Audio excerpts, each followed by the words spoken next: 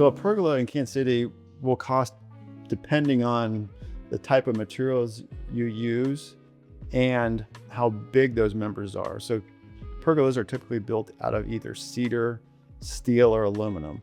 Obviously, the size of the structure is going to play a huge role in the cost of it, but also the size of those members.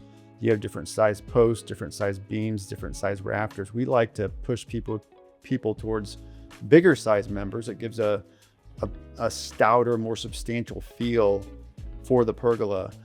The bigger members you have and the greater spans you have between posts, and those two things usually go hand in hand, the higher the cost of pergola is going to be. But I would say if you were building a cedar pergola with 6x12 beams and 8x8 posts and 2x12 rafters, I mean, you're going to be in that $45 to $50 square foot range if it's a simple design. If it's just a rectangular shaped pergola, if you go to steel, you probably add another $20 a square foot. Aluminum is going to be even more than that. So there's a lot of factors that play a role in how much those things cost, and a lot of flexibility from low to high end.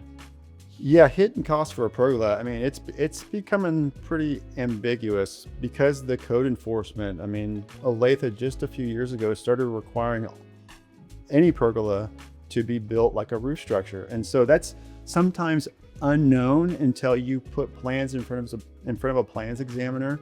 And because these cities now know people's habits of covering these pergolas with fixed materials and then becoming a potential snow load, that sometimes they are requiring them to be engineered like a roof structure.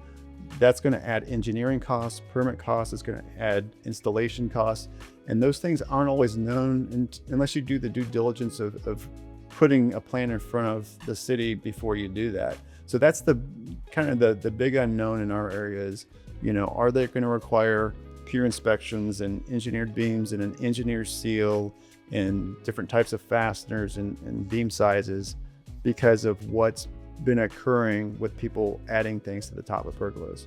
A professionally installed pergola is going to be far more expensive than a DIY or a store-bought pergola. I mean, they're really not the same animal. A store-bought pergola is going to be something that you would bolt onto the top of a deck or set on top of a deck. And then DIY, I mean, that could be, it just depends on how handy that person is. But if you're having a professionally built pergola, they're going to have to go through a permit process. They're going to have to follow every code measure that's required for that pergola.